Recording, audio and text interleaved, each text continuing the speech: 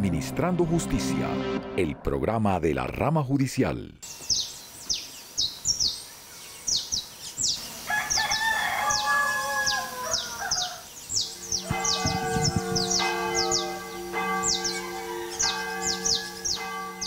Yo estaba trabajando y ayudándole a Jacobo allá abajo, y fue cuando yo estaba aquí, madrugaba por allá a ordeñar.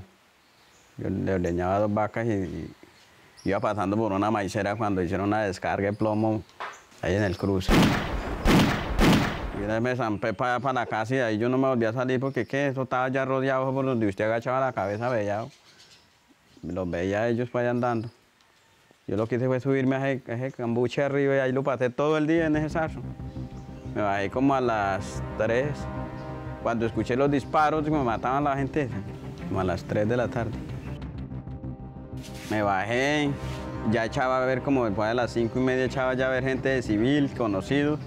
Y fue cuando me salí. Y una vez me salí, eso eché fue a perder porque yo salí para Tomogo y me fui para Ibagué. Y ahí fue cuando me fui también.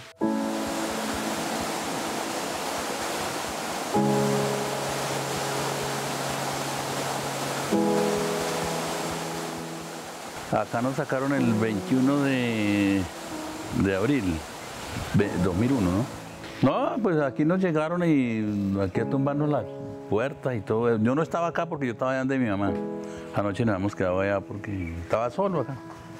Entonces yo vi de allá eso todo iluminado acá y todo iluminado entonces de linterna y todo eso. Entonces dijo mi mamá, pues lo mejor es que vaya porque mire, ya le llegaron a tumbarle las puertas y todo eso. Yo vi de allá.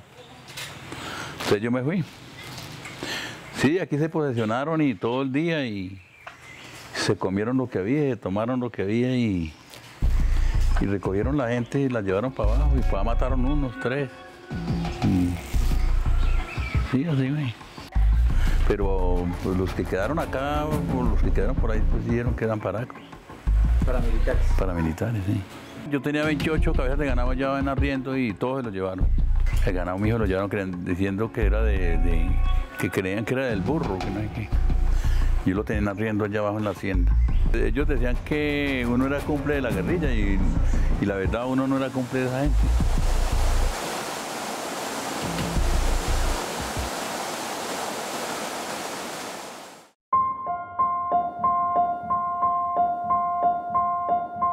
Pues nosotros tocaba era estar por ahí con miedo, porque siempre esa gente por ahí siempre le daba unos nervios, por ahí esa gente armada, siempre le daba unos nervios hasta para salir a trabajar. Yo estaba en la casa, y llegaron y eso fue que llegaron y nos reunieron aquí en la escuela, todos nos encerraron. Y allí abajo pues encerraron otro poco, allí en el cruce hubieron otro poco que encerraron unos aparte y otros aquí en la escuela. Pues aquí los que vimos, gracias a Dios, no nos pasó nada, lo que tuvimos en la escuela, pero estábamos con mucho miedo porque ese día siempre fue que pasó la masacre cuando mataron a esos aquí en el cruce. Eso era un miedo muy terrible. No, eso aquí hicieron muchas cosas porque eso quemaron maíz, quemaron casas, y un poco de cosas. Y siempre con miedo porque ya por la tarde fue que mataron a esas personas que mataron allí, unos amigos que habían por ahí, nos mataron. Yo duré más de 2 años en Buenavista. Por ahí andé un familiar de la mujer mía, pues, que me daban por ahí trabajito por ahí, no que otro día cuando hacía limpiando café, por ahí contratico.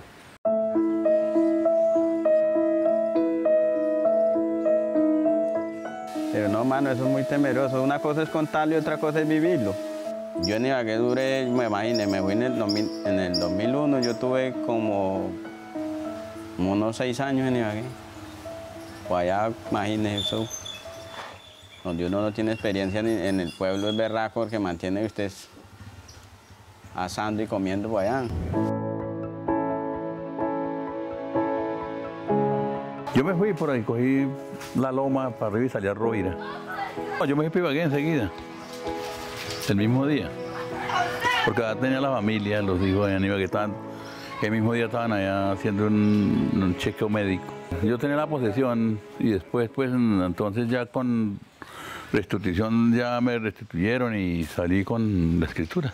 Vinieron acá y me hicieron los papeles y me lo estaban llamando a uno. Y lo que me dieron, por sí, otra casa, aquí atrás está y todo. Y me dieron para ganado.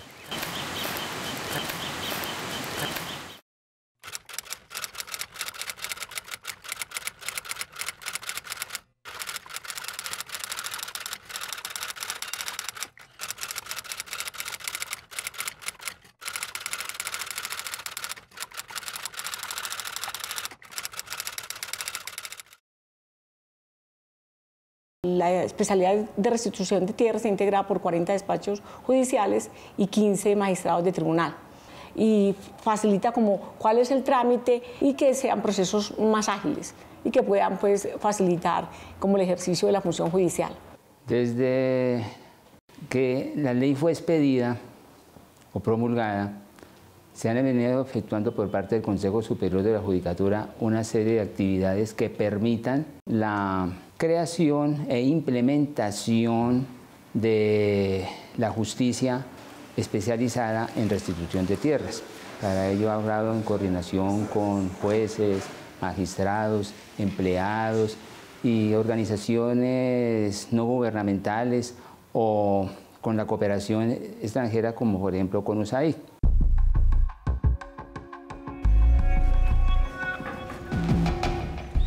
La persona que ha considerado que fue víctima del conflicto y que esa victimización lo condujo a abandonar forzadamente o a ser despojado de un predio que tenía en determinada zona, puede acudir a la unidad de restitución de tierras y adelantar un trámite para que él mismo termine o concluya con un acto administrativo que sería el de inclusión en el registro de tierras despojadas y abandonadas forzosamente. Las personas que han sufrido hechos victimizantes de despojo y abandono forzoso pueden acercarse a cualquier dirección territorial de la unidad de restitución de tierras y se crea su caso en el sistema de la unidad de restitución de tierras, caso al que después se le asigna un abogado para que este abogado haga todo el examen probatorio. El proceso se activa haciendo pues, el análisis de unos requisitos muy formales de contenido de la solicitud y superados estos se emite el auto admisorio, que es el que pasa a notificarse y a dársele la publicidad de que formalmente se está adelantando el trámite judicial. De suerte que una vez teniendo la certeza de que esos terceros han recibido la comunicación del trámite que involucra una reclamación de un predio en concreto, tengan el espacio procesal para pronunciarse frente a esa solicitud. Si la víctima así lo considera y nos otorga poder, la unidad de restitución de manera gratuita representa a esas víctimas en etapa judicial y lleva el caso ante jueces y magistrados para que posteriormente podamos obtener una sentencia favorable a sus derechos y la víctima pueda finalmente regresar a su tierra. Aquí hay una clave importante y se distingue de las otras jurisdicciones, y es que siendo un trámite de única instancia, puede ser un proceso que es conocido o por el juez de restitución de tierras o por el juez de restitución de tierras y los magistrados de restitución de tierras.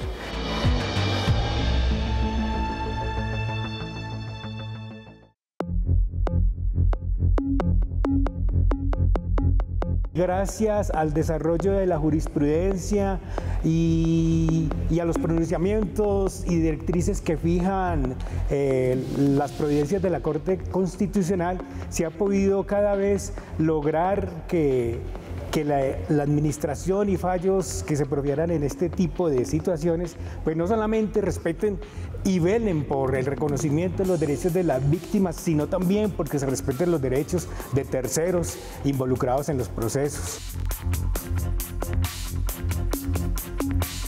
La sentencia se vela porque sea de cumplimiento lo más expedito posible.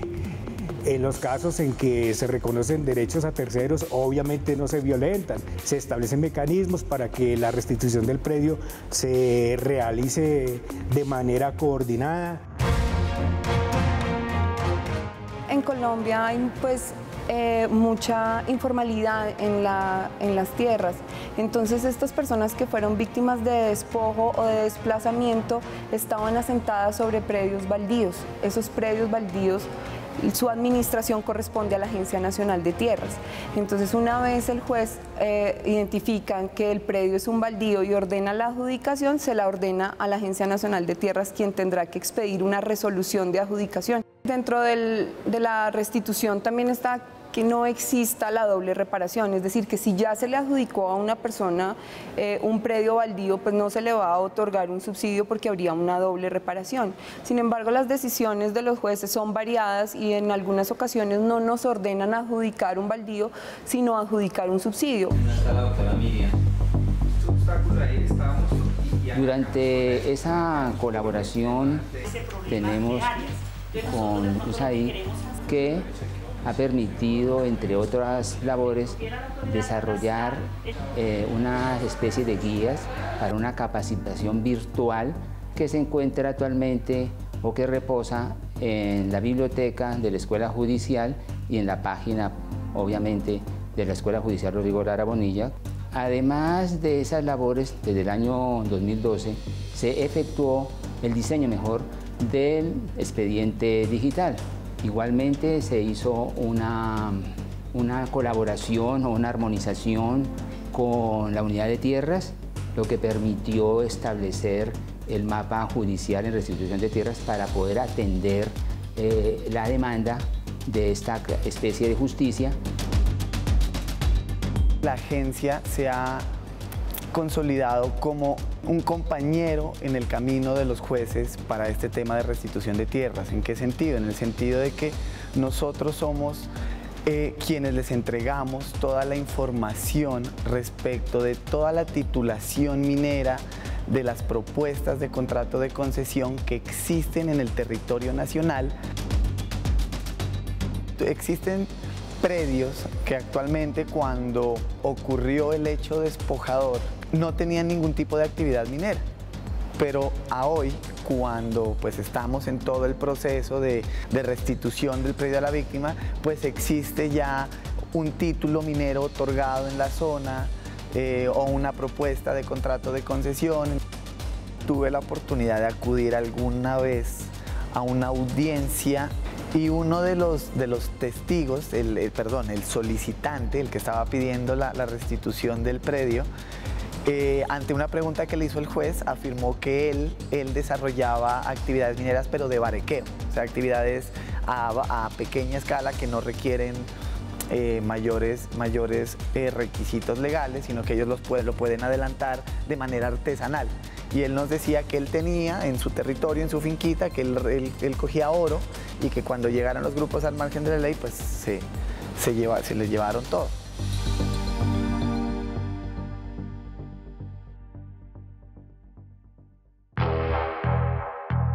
La Superintendencia de Notariado y Registro, comprometidos con las víctimas del conflicto interno armado, aporta los estudios registrales en la etapa administrativa y judicial, a través de los cuales se determina la relación jurídica que existe entre los solicitantes de la restitución con los predios objeto de restitución. En ese sentido, y como se tiene la tradición de todos los bienes inmuebles del país, la Superintendencia aporta también todo lo relacionado con antecedentes registrales, con copias simples de los folios de matrícula inmobiliaria, que son un insumo fundamental para los jueces para avanzar y tomar las decisiones y proferir los fallos en donde se reconocen derechos de ocupación, posesión o se ordena la restitución material de los predios objeto de restitución de tierras.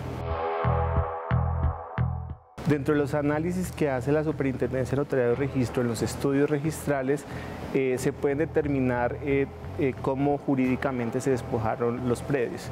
En un trabajo que se ha venido haciendo desde el 2011, la Superintendencia ha identificado una serie de tipologías de despojo jurídico a través de los cuales se adquirieron predios de manera ilegal, pero jurídicamente. O sea, encontramos el despojo físico, que es el que se da cuando a través de medios coercitivos hace que las personas o los propietarios de los predios o los quienes venían ocupando, poseyendo, se desplazan de sus predios y los abandonan, pero también encontramos cómo a través de diferentes situaciones o tipologías jurídicas también adquirieron los derechos de propiedad de esos predios a nivel nacional. La Superintendencia tiene una particularidad dentro de todo el proceso de restitución de tierras, y es que al momento en que el fallo es proferido y se lleva a registro, en ese momento es que se restituye jurídicamente el bien inmueble, es decir, quien en algún momento estuvo ocupando ese predio y le fue arrebatado, recupera la titularidad del predio como tal. Es por ello que si bien la superintendencia no tiene contacto con la víctima como tal, pues sí tiene la obligación de garantizar ese derecho de propiedad que se le está restituyendo. La Agencia Nacional de Hidrocarburos es una receptora de muchas medidas que surgen dentro de estos procesos. Hemos tenido circunstancias, ocasiones en las cuales se traslapan territorios o tierras que están dentro de estos procesos con bloques o contratos que viene desarrollándose la Agencia Nacional de Hidrocarburos, de la cual ella es la supervisora. Entonces, estos espacios interinstitucionales nos han permitido dialogar sobre si realmente hay algún tipo de afectación de ese predio que hace parte de un proceso con la actividad de hidrocarburos que se viene desarrollando por los operadores privados y que supervisa la Agencia Nacional de Hidrocarburos. La ley es clara en establecer los periodos en los cuales la orden del juez principalmente es clara en decirnos si tenemos que suspender toda la actividad, si podemos realizar actividad alrededor de ese predio sin tocar las coordenadas puntuales de ese predio y qué pasa durante los 2 años siguientes en el cual, una vez culminado el proceso, qué debe hacer la agencia en caso de que sobre ese predio se vaya a hacer algún uso en beneficio de la actividad de hidrocarburos.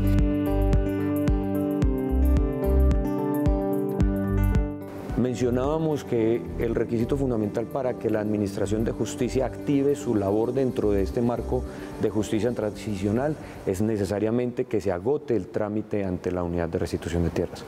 Por eso, cuando se presentan quejas de, llamémoslo así, represamiento de procesos en etapa judicial, obedece en buena medida porque los trámites administrativos en algún momento tuvieron alguna parálisis, contratiempos, no necesariamente falta de gestión, y cuando son superados esos obstáculos en etapa administrativa, vienen empaquetados o vienen masivamente a los despachos judiciales. Entonces, si bien la ley 1448 advierte que los procesos de restitución de tierras en etapa judicial cuentan con un término de 4 meses, lo cierto es que 4 meses vistos en un solo proceso tal vez sea viable y tal vez sea cumplible.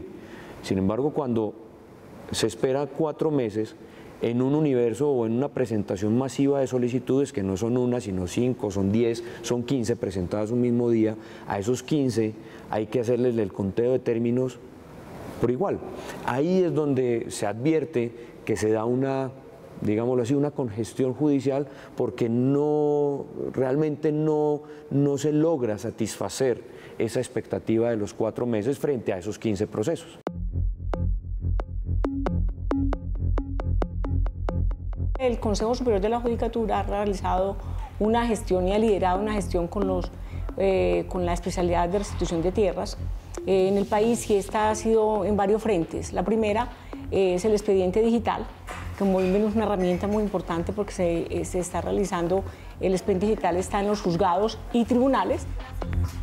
Otro es las ayudas que han fortalecido todo este ejercicio que hemos realizado con los jueces y magistrados de restitución de tierras, 4 comités, que son los comités de capacitación, el comité tecnológico. El otro comité es el comité de procesos y procedimientos, y el comité de los más importantes que se tienen construidos es el comité interinstitucional.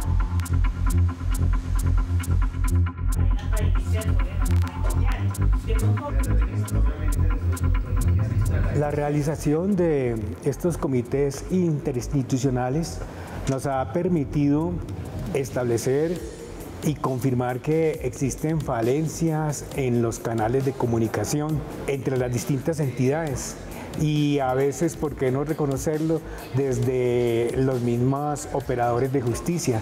Este tipo de reuniones ha venido siendo de mucha importancia en la medida en que de manera amigable y concertada hemos podido identificar ese tipo de falencias, y al mismo tiempo pues estamos procurando y propugnando por definir compromisos y prácticas y protocolos que permitan ese funcionamiento armónico de las distintas entidades.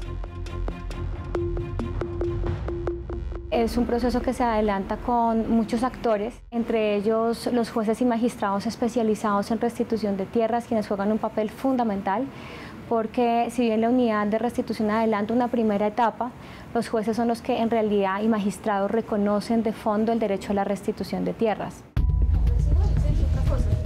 Además, en nuestro proceso tenemos vinculados a otros actores como Superintendencia de Notariado y Registro, IGAC, actores de sectores ambientales, mineros, energéticos, de ordenamiento territorial en todo el país. Tenemos vinculada a la fuerza pública, entonces ha sido un enorme reto llegar a ya 7 años de implementación de la política de restitución de tierras.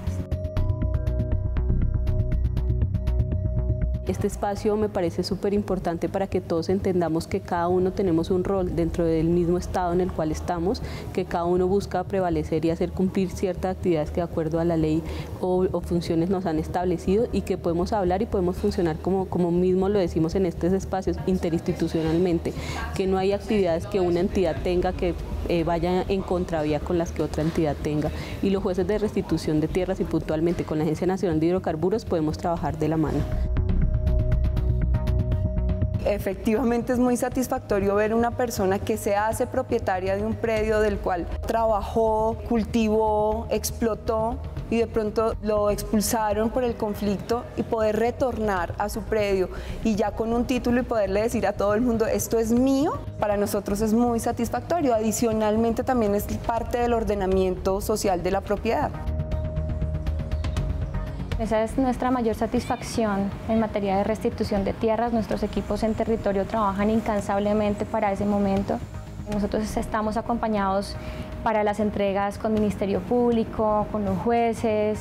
En algunos casos hacemos unos eventos para entregarle a la víctima ese predio. Hemos encontrado una respuesta muy positiva por su parte al regresar a sus territorios y al poder nuevamente recobrar las condiciones de vida que habían perdido por situaciones de violencia.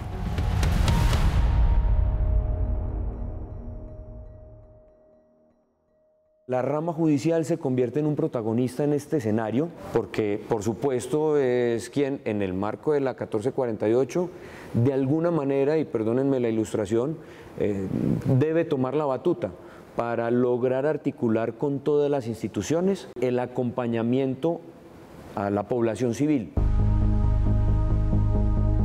De hecho, la agencia ha sido muy optimista con este proceso, con el proceso de la justicia transicional. Creemos que es algo que se debe hacer y que se está haciendo bien. Y lo que hemos podido, pues obviamente hay cositas que ajustar, detalles, pero lo que hemos podido ver, lo que nos hemos dado cuenta es que pues se está logrando el cometido de la justicia transicional.